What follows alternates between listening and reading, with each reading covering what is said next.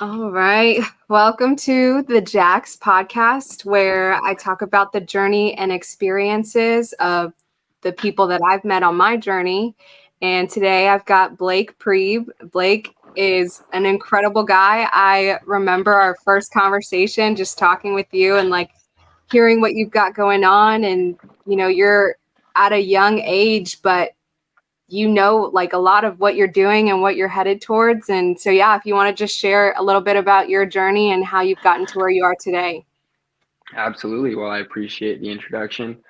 And I'm very grateful that you and I got to meet so early on in, what I'm doing. But yeah, I mean, I guess, do you want the kind of basic overview or do you I want me want to the kind whole of go in depth? story. Give me All the whole right. story. All right. Where did it Because I know start? I know you know a little bit about it, but I'll try and go in depth and just kind of, talk about my story and where where that kind of started and kind of how that got me to where I'm currently at. Um, so I guess to kind of put it all the way back, somewhere around my junior year in college, and this was like 2019 to 2020. So, like right around that time frame, my current business partner and I had started buying and selling, luxury watches, and even before that, I always knew that I wasn't really trying to get into the corporate world. I knew that I was, ultimately trying to work for myself and figure something out one way or another. Throughout high school, I was always, finding side hustles and, figuring out ways to make some extra money. Um, so that was always just kind of a part of, who I was and how I am. But moving into, like I said, sophomore, junior year of college, my current business partner had invested into learning about buying and selling luxury watches, and he kind of presented the opportunity to me, um, and wanted to essentially partner with me in taking that business opportunity forward. And I saw the opportunity, and we went ahead and did that. So throughout college, we were just buying and selling, Rolexes, Tudors, Omegas, and different watch brands like that. Um, and you know, I guess throughout college, we were just kind of balancing our social lives and business and all that. And by the time it got to graduating, um, we decided that we wanted to essentially go ahead and take it full time. His name is Cooper, by the way, and he had a finance degree and was very, capable of taking that into, taking what he learned in school and going into that industry. I graduated with a marketing degree and I was very capable of, taking a job in that industry as well. But we knew we wanted more than that, and we kind of committed to just taking that business full time and creating a plan and sticking to it. And right after graduating, we both ended up moving to our parents' basements essentially, just to kind of just figure out what we were doing. And every single day we'd meet up in my mom's basement and get our computers out, get our phones out, start, doing what we needed to do to just kind of, get that business going. And we kind of, we knew we had done, quite a bit of watch deals throughout school and college. And, you know, we knew that the skills that we were developing and doing so was going to lead to something bigger. We didn't really know what that was, but we knew that, we knew that was going to take us somewhere. Um, and throughout that process, we eventually met with, some local, people that were buying watches from us. And one of those clients that we had, he was not too much older than us, and he was buying some pretty expensive watches, which kind of piqued my curiosity. And so, through creating that relationship with him, I asked him, what he was up to and what he was doing. And that was the first time that I had heard of wholesale real estate. And I knew, in the past, I knew real estate was something I wanted to incorporate at some point in my life. I just didn't really know how to do that or what avenue I wanted to take. I thought you had to get, I thought you had to become an agent, get your license, and go that route. Um, So, then the wholesaling got brought up, and I started, digging into that and doing research and kind of looking into, I kind of fell into the rabbit hole of YouTube University with wholesaling real estate. I, came across a lot of the stuff that I learned was actually from Jerry Norton and, his free content. So I kind of under the table, my partner Cooper at this time didn't really know that I was digging into it as much as I really was. Mm. My, my primary focus was still building the watch business that we had, but I knew that, after doing, my initial, I guess, phase of research, I knew that wholesale was for us.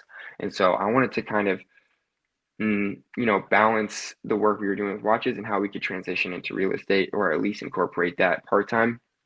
So I started doing, that research and set up a plan for us to kind of get into the industry and figured out, exactly how to piece deals together, where to start and how to do that. And I realized, we were going to need some, experience from someone that was actually doing it. So, I reached out to the person that kind of brought it up and I let him know, this is definitely something that, I want to learn more about. I'm willing to work for free or just kind of, if I can sit down and ask questions, whatever that looks like, however I can add value to your business, I'm open to, that conversation. And he was, we had a good relationship at that point. He had bought a couple watches from us and um, he was very open to, the idea of talking about it. Um, and after doing a couple months of my own research and figuring out what wholesale real estate really looked like and kind of getting to the point where I could ask the very specific questions with, getting into it, I was able to set up a meeting with him. And it just so happened that at that time, um, he had just started a new business with, someone he was partnering with. They were starting their own, new company and wholesaling and all that. And so we were able to, I set up a meeting with him and his partner, me and Cooper, and we were able to go talk to them, and they were in a position where they needed someone to kind of work for free and do some of the more tedious work just to kind of get some of the things from their business, the foundation essentially built up. And we were just looking for knowledge and experience, and so it really was a good opportunity for us to kind of do so. And that was essentially how we were introduced into, real estate and, realizing the similarities with, what we were doing with watches, buying and selling those timepieces, calling sellers, negotiating deals, selling for a profit. Um, a lot of that lined up very similarly with wholesale. And, like I said, I knew it was the right opportunity for us and the skills that we had been developing over, the last couple of years translated really well into real estate. And obviously the margins are bigger in real estate. So that's where the sparks kind of, um, you know, sparks kind of went off with that being said. And I think that, the preparation that I had done and the diligence that I had done prior to that meeting is what really set us up to take advantage of that opportunity. Um, so I guess, long story short, that's kind of that, not long story short, but like basic overview of what that kind of looked like, I guess. That is so amazing. I love you said so many good things in there. Even just like the fact that you were willing to, you just wanted to learn, right? Whatever that looked like, hey, Hmm. I've got this time and this is what I'm interested in. How can I provide value to you so that I can learn the things that and just, putting yourself out there that way. Did you and Cooper meet in college or you knew him before that? So it's kind of funny. Cooper and I, we've known each other's essentially our whole lives. Nice. We kind of grew up in the same area. His mom was actually my fifth grade teacher. Oh, And we weren't like really that close and all. Like we were good friends and grew up okay. together. Had mutual friends. So that's kind of like the basis. But then throughout high school, he went to a different high school than I did. And we still kind of hung out, had the same friends. And then by the time it got to college, um, he went to he went to a different. Him and I both went to different schools originally. So we ended up at KU, but he originally went to a school to play baseball. I went to a school to play lacrosse. Um, And we did that our freshman years. We were playing sports at those different schools, and just by chance, we ended up back at KU for the duration of the rest of our college experience. And that's Mhm. kind of when we got back together sophomore year to just rekindle that friendship and that relationship. And then junior year came around when we started looking at business opportunities more seriously. So we've known That's each other, our whole life, but we started getting more serious about business later on in college. that's so cool. And you said something about how you've had kind of that entrepreneurial spirit. You were always finding side hustles. What did that look like? It looked like everything. I like throughout How high old are you? school. Like how? Yeah, you got to give the ages and Yeah, everything. yeah. So high school, I kind of, bought some courses. I tried doing, drop shipping. I tried a different, wholesaling business model. And it's kind of tough because you want to commit to doing those sort of things, like, when you invest into that and put time into learning it. But then you've got, your social life, sports. Like I had all these other things I was juggling, and I just wasn't taking those opportunities too seriously. So they kind of fizzled out. But I was still getting better with, talking to suppliers, just getting on the phone and doing deals and just whatever that looked like, doing business and kind of um, holding myself accountable. Um, I did, I did a lot of the eBay stuff, where I would just go to anything I could kind of find deals on and sell on eBay. I would do that, Facebook Marketplace. So just kind of flipping stuff throughout high school. Um, and I mean, also throughout high school and into college, I had a lot of opportunities with modeling and acting. And that is essentially, I mean, you're essentially working for yourself. You obviously have an agency that you're represented by. But that was another way that I was kind of like, wanting to do my own thing that was different from everyone else around me. In the Midwest, that's not like a huge, industry to get into. It just kind of happened. And actually, that was one of those things where I had an opportunity um, during my sophomore year at KU when I had come back from the school I was playing lacrosse at. I Mhm. had an agent, a scouting agent from a company in Los Angeles come out and meet me, and she gave me the opportunity to come work with their company for the summer. So I moved out to LA for a couple months in between semesters at KU. And while I was out there, that was when I got into the going to, garage sales and thrifts and doing some of these side things while I was also working in the modeling industry. Um, and then the watch business, and that was really big for us. But nothing had really stuck with me or brought out the passion in me like real estate and doing deals in real estate. So yeah, that's a little bit of, some of those other opportunities and things that I had always kind of, done here and there as side hustles. I was always hustling. Nothing just really hit me like real estate did though. Yeah. What do you think, like, was that just your personality or does that run in your family? Like, did you see that somewhere? Yeah, that's a great question. That I think just had a lot to do with, um, no one in my family has done any sort of entrepreneurial venture or anything like that. Both my parents had, normal jobs and, worked in their respective industries. But I did grow up seeing them, get let go or having companies buy out the companies they were working for. And, um, you know, money was never really, um, too crazy of an issue with me growing up, which I'm very grateful for. But I did see both of my parents struggle with the jobs that they had. And so I think that inherently for me was wanting to do something different and work for myself. Um, and yeah, I think that's kind of, where that comes from. And honestly, just, some of the influencers growing up that you see on social media with Gary Vee and Tony Robbins and stuff like that. I had always been drawn to what they were doing, and I think that might have had some, influence with the direction that I took. Yeah. Um, but yeah, that's kind of what that looks like. I love that. So, you're how old now? 24. 24. Do you have like, people talk about like a 5-year goal or like what are you working towards? What is that future? What is your why? Yeah. Um, I kind of have my stuff broken down into like 3, 5, 10 years. I've got goals set for 1 year out, and then um, every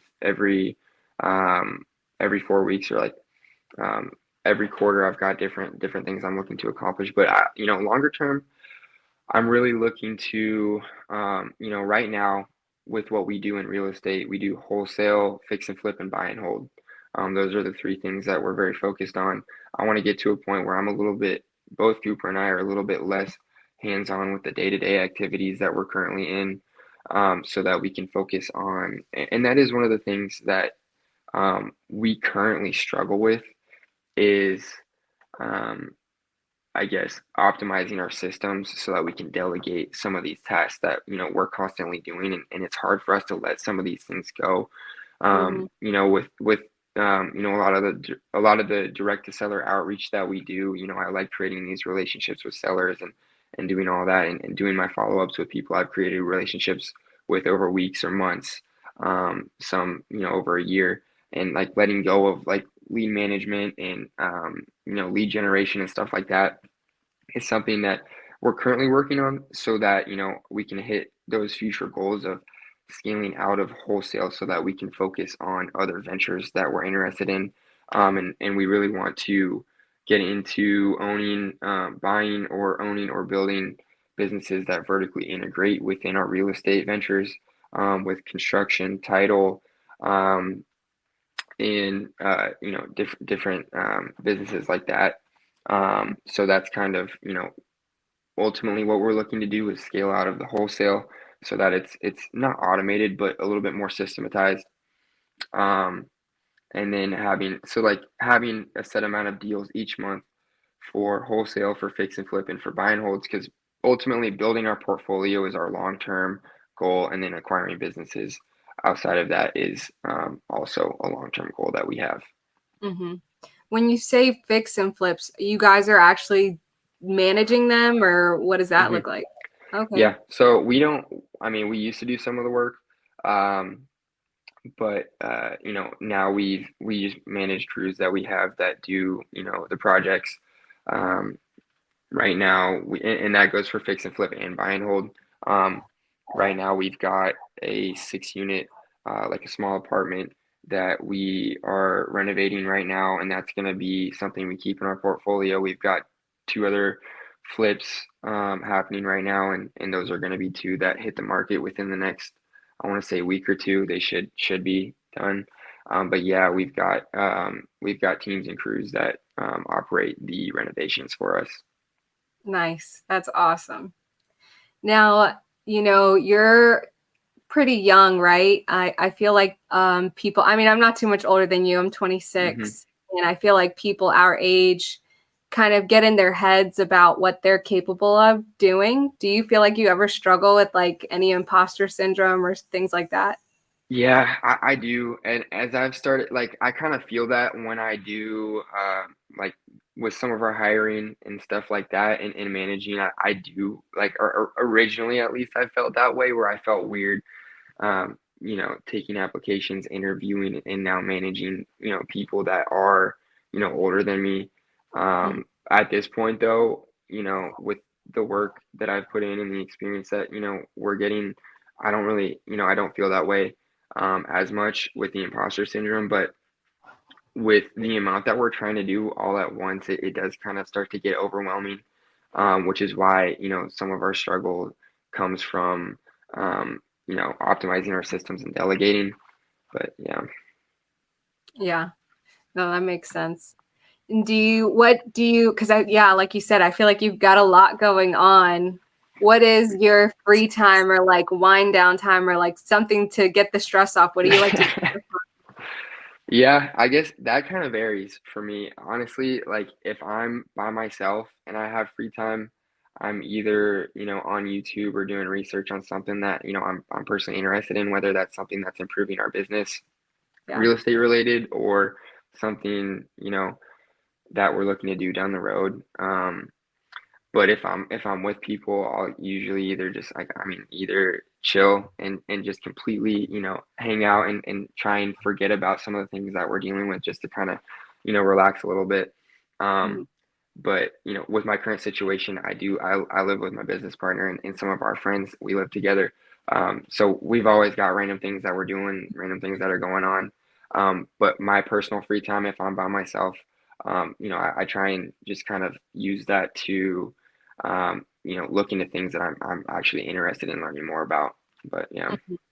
No, yeah, 100%. I agree with that. yeah. How did you get into sub two? So too. So I have, well, the basic answer is wholesale hotline. That podcast came up randomly, throughout like my Spotify listens and stuff like that.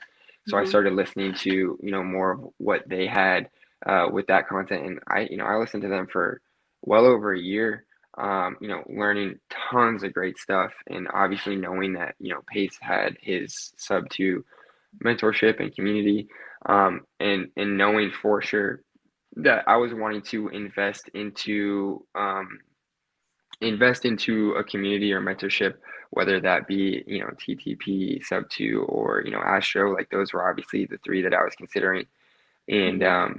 as I listened to, the podcast and Pace's content, I really, really resonated more with, Pace's business, direct to seller, wholesale, buy and hold, and then the other aspect of creative finance. And that was, so I got introduced to it. And then a year or so went by, of knowing that I wanted to be a part of it, but not ready to kind of put that investment into it yet. Mm-hmm. And then just this year, I guess it was a couple months ago, we've had a couple really good months, and I said to myself, okay, this deal, that I'm about to lock up and get going, if I can sell it for this certain amount, we're going to allocate, part of that deal to this investment. And that's what ended up happening, and that's how it worked out. So a couple months ago, pulled the trigger and joined. And yeah. That's awesome. Good for you. Was that your first like mentorship investment that you've made? So I've made, as far as real estate, yes, but as far as just like in general, no. I've put a lot of money into other mentorships and other, courses and stuff like that. Um, some of them were different businesses that I was trying to get into. Some of them were just, skills that I was looking to develop with sales. Um, and in the watch industry, Cooper and I had spent a good chunk of money, in learning more about that. Mhm. But real estate related, this was the first like course or mentorship investment that we had made. Yeah. I don't know. That's cool because Well worth it. oh yeah. It's just cool that you recognize that, if you want to learn something, invest in it to learn that thing. Because I think people kind of get tripped up on like the price tag of a course or a mentorship. But Yeah. if you're serious about that thing, then make that investment in yourself. And it kind of puts your back against the wall because you're like, okay, I just spent this amount of money. I need to figure out how to get that back and then some. Yeah, exactly. And for us, like it's we already were doing deals and had, a decent thing going. Yeah. So, and we had invested in other mentorships and courses that kind of for us felt like a waste of that investment. Mhm. And so we already had deals and revenue and all that. So like we were like, do we really need to do this? Is this something that we want to put more money into? Um, and I know Cooper was a little bit more hesitant, but I knew at some point it was outside of the mentorship aspect. It was more of just being a part of this community, Mhm. which is what I, wanted to be a part of and invest into in the creative financing aspect. Um, and we were also at that time, it was a little bit harder of, for me to not convince him, but talk to him about actually, making that investment because we were also investing in properties by this point. So it's like, Mhm. okay, we're taking this money, we can put it into this project or this down payment, or, this part of our current operation with employees, like stuff like that. But that's why I made it a point that, okay, this is the deal that I'm going to get and sell. And if we hit this amount, like, let's do it. So we pulled the trigger. I love that. Good for you. That's awesome. Do you have any like resources like podcasts or books or things that you've read or listened to that have been pivotal in your journey so far? Yeah. So before even getting into real estate, one of the most influential podcasts that I listened to that helped me was the MF CEO with Andy Frisella. I don't know Mm, if you've heard of that one. yeah, I have. Um, but yeah, that was really good, and that kind of got me into not only like, business related thinking, but lifestyle and habits, and really just, change the way I thought about like my own life.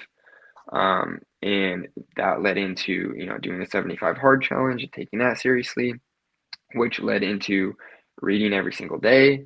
And, since doing that a couple years ago, like I read every single day, no matter what. Um, and so that podcast would definitely be my first, like that's, what I would say.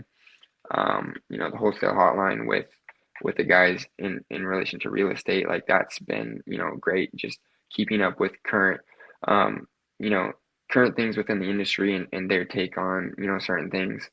Um, as far as books, um, it kind of just depends on where you're at. For me, like I've read books multiple times, and they've hit differently at different times within the different ventures or different things that I'm doing. But I've got a couple on my desk here that I could refer to. But How to Win Friends and Influence People by Dale Carnegie. That's definitely a good one, just for the right mindset in approaching different situations within business. And I've used a lot of the principles within that book to kind of, um, you know, diffuse certain things within deals that we're doing or situations that we've had with contractors, just things that, could get blown out of proportion or go sour, being able to, use some of the principles and things I've learned in that book to kind of go about them with a different approach than I typically would have, and had success and better outcomes in doing so. Um, Yeah, and just like, I mean, there's tons of books and tons of things out there, but like those couple things, I guess, have been good for me. Oh yeah, that was awesome. I love that. Now, if people want to follow you and look into more of your story, where can they find you? Yeah. So I guess the easiest place for me is either Instagram or Facebook, which you can find me at Blake Priebe for either one of those. Um, just started getting on the YouTube grind as well. That's also Blake Priebe. But yeah, Instagram or Facebook, and then Cooper and I have a shared account on Instagram at BC Holdings. It's bc.holdings. And that actually was originally our watch account that we had kind of built up through the watch deals that we were doing. So Mhm. like all of the feed right now is just watch pictures, but we're transitioning that into more of like our current ventures. Nice. Um, so that'll include a lot more real estate related content as well. Awesome. I love that, Blake. Thank you so much for coming and talking with me. I love talking with you and your energy. I think that you've just got such a great head on your shoulders, and I'm so glad that I knew a little bit about your story, but I got to hear a little bit more, and yeah, you're an awesome guy. Well, I appreciate that, and it's like I said, I've been really grateful for the people that I've met within, the community that we're a part of. But I'm grateful that I got to meet you at the very start of getting into this community and being able to communicate with you and just collaborate and all that has been awesome. So I appreciate it. Yeah. All right, Blake, we'll be talking soon. I'll see Sounds you. good, Jackie. We'll keep in touch. Bye. Bye.